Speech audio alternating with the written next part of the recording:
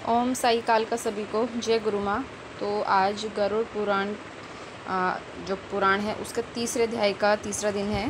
तो चलिए स्टार्ट करते हैं।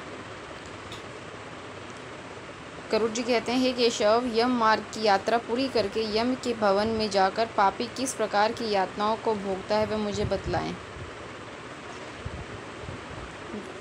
हे श्री भगवान बोलते हैं, विनीता के पुत्र गरुड़, मैं आदि से अंत तक कहूँगा, सुनो। मेरे द्वार नरक का वर्णन किए जाने पर तुम काँप उठोगे। हे कश्यप नंदन, बहुभीतिपुर के आगे 44 योजन में फैला हुआ धर्मराज का विशालपुर है। हाहाकार से परिपूर्ण उस पुर को देखकर पापी प्राणी क्रंदन करने लगता है। उसके क्रंदन को सुनकर यमपुर में विचरण करने वाले प्रतिहार के पास जाकर उस पापी के विषय में बताते हैं। धर्मराज के द्वार पर सर्वदा धर्म ध्वज नामक प्रतिहार स्थित रहता है। वह द्वार पर जाकर चित्रगुप्त से उस प्राणी के शुभ और अशुभ कर्मों को बताता है। उसके बाद चित्रगुप्त भी उसके विषय में धर्मराज से निवेदन करते हैं। हे ताक्षर्य, जो नास्तिक और महापापी प्राणी हैं, उन सभी के विषय में धर्मराज यथार्थ रूप से भली भांति जानते हैं, तो भी चित्रगुप्त से उन प्राणियों के पाप के विषय में पूछते हैं। और सर्वज्ञ चित्रगुप्त भी श्रवणों से पूछते हैं। श्रवण ब्रह्मा के पुत्र हैं। वे स्वर्ग, पृथ्वी तथा पाताल में विचरण करने वाले तथा दूर से ही सुन एवं जान लेने वाले हैं। उनके नेत्र सुदूर के दृश्यों को भी देख लेने वाले हैं। श्रवणी नामक उनकी पृथक पृथक पत्नियां हैं, उसी प्रकार से रूप स्वरूप वाली हैं, अर्थात श्रवणों के समान ही हैं। हे स्त्रियों की सभी प्रकार की चेष्टाओं को तत्वतः जानती हैं। मनुष्य छिपकर अथवा प्रत्यक्ष रूप से जो कुछ करता और कहता है, वह सब श्रवण एवं श्रावणियाँ चित्रगुप्त से बताते हैं। वे श्रवण और श्रावणियाँ धर्मराज के गुप्तचर हैं, जो मनुष्य के मानसिक, वाचिक और कायिक सभी प्रकार की शुभ और अशुभ कर्मों को ठीक ठाक जानते हैं। देखिए, कहा जाता है कि हमारे अंदर जो विचार आते हैं, या फिर कहते हैं कि धीरे बोलो कि दीवारों के भी कान होते हैं। तो मनुष्य को लगता है कि जब वो अकेले में कोई कर्म करता है, ख़ासतौर पर कोई बुरा कर्म करता है या कहता है या सोचता है, कि उसको सुनने समझने वाला कोई नहीं है।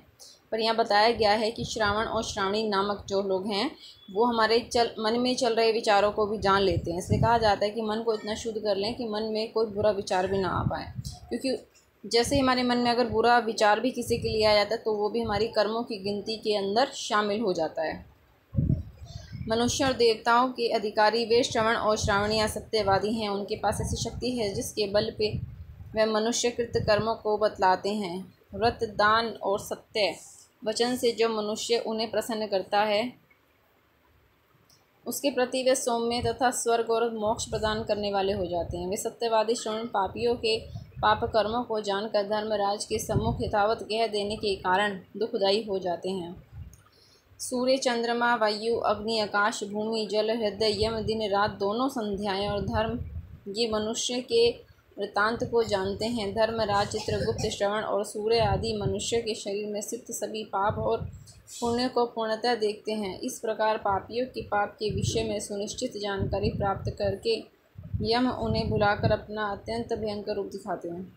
वे पापी यम के ऐसे भयंकर रूप को देखते हैं, जो हाथ में दंड लिए हुए बहुत बड़ी काया वाले भैंस के ऊपर संस्थित प्रलयकालीन मेघ के समान आवाज़ वाले काजल के पर्वत के समान बिजली की प्रभाव वाले आयुधों के कारण भयंकर 32 भुजाओं वाले 3 योजन के लंबे चौड़े विस्तार वाले बावली के समान गोल नेत्र वाले बड़ी बड़ी दाढ़ों के कारण भयंकर मुख वाले लाल लाल आँखों वाले और लंबी नाक वाले हैं।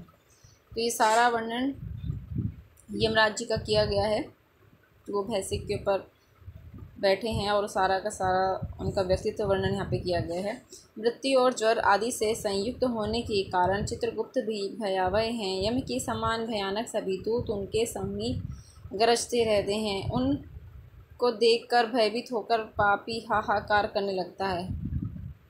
दान न करने वाला वह पाप आत्मा काँपता है और बार बार विलाप करता है। और तब चित्रगुप्त यम की आज्ञा से क्रंदन करते हुए अपने पाप कर्मों के विषय में सोचते हुए उन सभी प्राणियों से कहते हैं, अरे पापियों, दुराचारियों, अहंकार से दूषितों, तुम अविवेक योनियों ने क्यों पाप कमाया है। काम से, क्रोध से तथा पापियों की संगति से जो पाप तुमने किया है वह दुख देने वाला है। फिर हे मूर्ख जनों, तुमने वह पाप कर्म क्यों किया है? पूर्व जन्म में तुमने लोगों ने जिस प्रकार अत्यंत हर्ष पूर्वक पाप कर्मों को किया है, उसी प्रकार यातना भी भोगनी चाहिए। इस समय क्यों परामुख हो रहे हो? हम जब धरती पे होते हैं या फिर जीवित होते हैं तो हम सब अच्छे तरीके से जानते हैं कि झूठ बोलना पाप है, क्रोध नहीं करना चाहिए, अहिंसा नहीं करनी चाहिए, दूसरों की बिल्कुल नहीं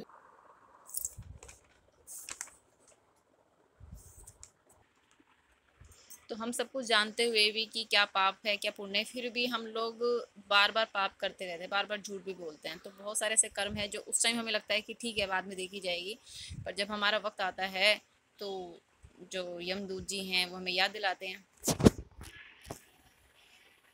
तुम लोगों ने जो बहुत से पाप किए हैं वे पाप ही तुम्हारे दुख के कारण है। इसमें हम लोग कारण नहीं है। मूर्ख हो या पंडित, दरिद्र हो या धनवान, और सबल हो या निर्बल, यमराज सभी से समान व्यवहार करने वाले कहे गए हैं। चित्रगुप्त के इस प्रकार के वचनों को सुनकर वे पापी अपने कर्मों के विषय में सोचते हुए निश्चेष्ट होकर चुपचाप बैठ जाते हैं। धर्मराज भी चोर की भांति निश्चल बैठे हुए उन पापियों को देखकर उनके पापों का मार्जन करने के लिए यथोचित दंडा देने की आज्ञा करते हैं। इसके बाद वे निर्दयी दूत पीटते हुए कहते हैं, हे पापी, महान, घोर और अत्यंत भयानक नरकों में चलो।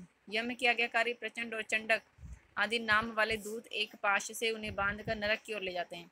वह जलती हुई अग्नि के समान प्रभाव वाला एक विशाल वृक्ष है जो 5 योजन में फैला हुआ है तथा 1 योजन ऊंचा है। उस वृक्ष में नीचे मुख करके उसमें सांकलों से बांध कर वे दूध पीटते हैं। वहाँ जलते हुए वे रोते हैं, उनका कोई रक्षक नहीं होता। वहाँ पर उसी शालमली वृक्ष में भूख और प्यास से पीड़ित तथा यमदूतों द्वारा पीटे जाते हुए अनेक पापी लटके रहते हैं। वे आश्रय विहीन पापी अंजलि बांध कर, हे यमदूतों, मेरे अपराधों को क्षमा कर दो, ऐसे उन दूतों से निवेदन करते हैं। बार बार लोहे की लाठियों, मुद्गरों, भालों, बर्छियों, गदाओं और मूसलों से उन दूतों के द्वारा वे अत्यधिक मारे जाते हैं। मारने से वे चेष्टा रहित हो मूर्छित हो जाते हैं। तब उन निश्चेष्ट पापियों को देखकर यम के दूत कहते हैं, अरे दुराचारियों, पापियों, तुम लोगों ने दुराचरण क्यों नहीं किया? सुलभ होने वाले भी जल और अन्न का दान कभी नहीं दिया। तुम लोगों ने आधा ग्रास भी कभी किसी को नहीं दिया और ना ही कुत्ते तथा कोए के लिए बलि ही दी। अतिथियों का नमस्कार नहीं किया, पितरों का तर्पण नहीं किया, यमराज तथा चित्रगुप्त का उत्तम ध्यान भी नहीं किया, उनके मंत्रों का जप नहीं किया जिससे तुम्हें यातना नहीं होती, कभी कोई तीर्थ यात्रा नहीं की, देवताओं की पूजा भी नहीं की, गृहस्थ आश्रम में रहते हुए भी तुमने हंतकार नहीं निकाला। हंतकार क्या होता है? भोजन की पूर्व चौक में बलि, वैश्व, देव तथा पंचबलि की विधि है। पंचबलि में गाय, कुत्ते, कोए, कीट तथा त्रिदेव, इन पांचों के निमित्त भोजन का कुछ अंश निकालना का विधान। यानी कि आपने देखा होगा जो बड़े बूढ़े होते हैं हमारे, खाना खाने से पहले कुछ टुकड़ा भी थाली में निकाल के रखते हैं, पर खाना बनाने से पहले हम लोग गाय कुत्ते की रोटी भी निकालते हैं, है ना। तो वो सब क्या है? हंतकार है। जहाँ बलि, वैश्व, देव संभव नहीं होता वहाँ माताएं अग्नि में अन्न की आहुति देकर गौ आदि के लिए कुछ भोजन सामग्री निकाल देती है। संतों की सेवा की नहीं, इसलिए स्वयं किए गए पाप का फल भोगो। क्योंकि तुम धर्महीन हो इसलिए तुमने बहुत अधिक पीटा जा रहा है। भगवान हरि श्री ईश्वर हैं, वे ही अपराधों को क्षमा करने में समर्थ हैं। हम तो उन्हीं की आज्ञा से अपराधियों को दंड देने वाले हैं। ऐसा कहकर वे दूत निर्दया पूर्वक उन्हें पीटते हैं। उन्हें उनसे पीटे जाने के कारण में जलते हुए अंगार के समान नीचे गिर जाते हैं। जब इस धरती पे होते हैं लोग कहते हैं श्री हरि का नाम लो, पर हम लोग कहते हैं कि क्या रखा है ना, हरि का नाम लेने में। तो यहाँ आके पता चलता है कि क्या रखा है भगवान विष्णु का नाम लेने में। गिरने से उस वृक्ष के पत्तों से उनका शरीर कट जाता है। नीचे गिरे हुए उन प्राणियों को कुत्ते खा जाते हैं और वे रोते हैं। रोते हुए उन पापियों के मुख में यमदूत धूल भर देते हैं तथा कुछ पापियों को विविध पाशों से बांधकर मुद्गरों से पीटते हैं। कुछ पापी से काष्ठ की भांति 2 टुकड़ों में किए जाते हैं और कुछ भूमि पर गिराकर कुल्हाड़ी से खंड खंड कर दिए जाते हैं। कुछ को गड्ढों में आधा गाड़कर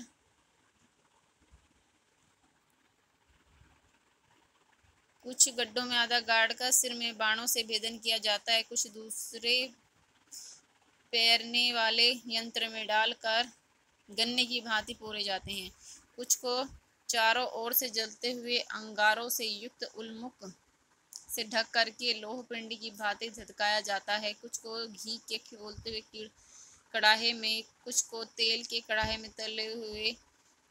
तले जाते हुए बेड़ की भांति इधर चलाया जाता है। किन्हीं को मत वाले गजेंद्र के सम्मुख रास्ते में फेंक दिया जाता है, किन्हीं को हाथ और पैर बांधकर अधोमुख लटकाया जाता है, किन्हीं को कुएं में फेंका जाता है, किन्हीं को पर्वत से गिराया जाता है, कुछ दूसरे कीड़ों से युक्त कुंडों में डुबो दिया जाता है, वहाँ वे कीड़े द्वारा व्यवस्थित होते हैं। कुछ पापी लोगों को वज्र के समान चोंच वाले बड़े कौवों, गिद्धों, मांसभक्षी पक्षियों के शिरो देश में, नेत्र में, मुख में चोंच से आघात करके नोचा जाता है। कुछ दूसरे पापियों से ऋणों को वापस करने की प्रार्थना करते हुए मेरा धन दो, मेरा धन दो, यमलोक में मैंने तुम्हें देख लिया है, मेरा धन तुमने लिया है। नरक में इस प्रकार बात करते हुए पापियों के अंगों से सणसियों द्वारा मांस नोच कर उन्हें देते हैं।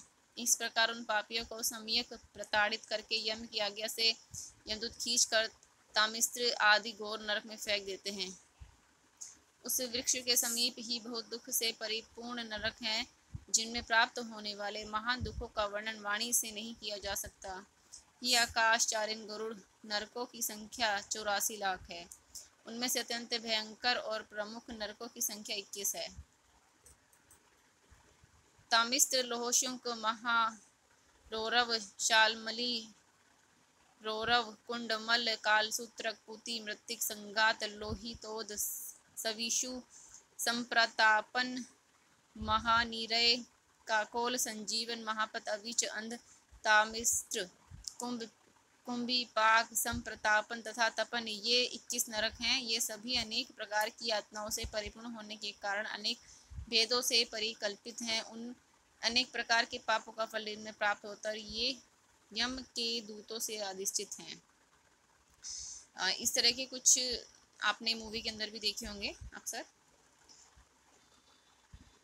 तो उसमें भी बहुत अच्छे से दिखाया गया कि किस पाप का किस तरीके से वहाँ पे सजा मिलती है। इन नरकों में गिरे हुए मूर्ख, पापी, अधर्मी जीव कल पर्यंत उन नरक यातनाओं को भोगते हैं। तामिस्त्र और अंध तामिस्त्र तथा रौरव आदि नरकों की जो यातनाएं हैं उन्हें स्त्री और पुरुष पाशविक संग से निर्मित कर भोगते हैं। इस प्रकार कुटुंब का भरण पोषण करने वाला अथवा केवल अपना पेट भरने वाला भी यहाँ कुटुंब और शरीर दोनों छोड़कर मृत्यु के अंतर इस प्रकार का फल भोगता है। ये कुछ पिक्चर्स हैं किस तरीके से रौरव नरक का ये दृश्य है। एक साइड में महारौरव नरक है जहाँ पर गिद्धों कौवों के द्वारा नोचा जा रहा है, नीचे अग्नि है, इधर अग्नि में जलाया जा रहा है रौरव नरक के अंदर।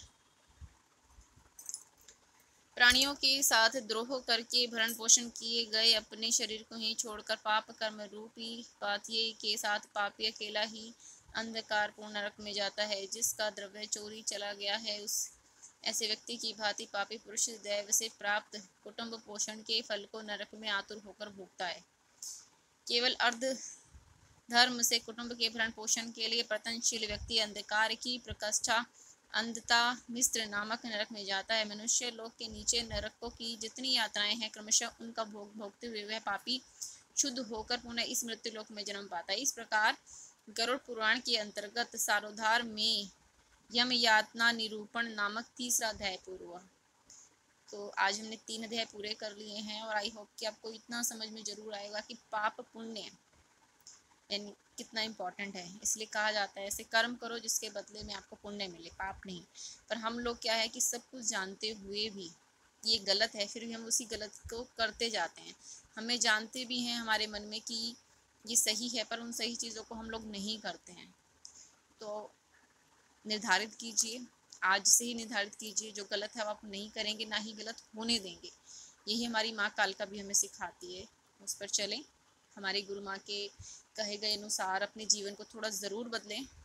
आप देखना जब आप अपने जीवन बदलोगे तो आप अपने अपनों का भी जीवन बदल पाओगे। तो जय माँ कालका, जय गुरु माँ।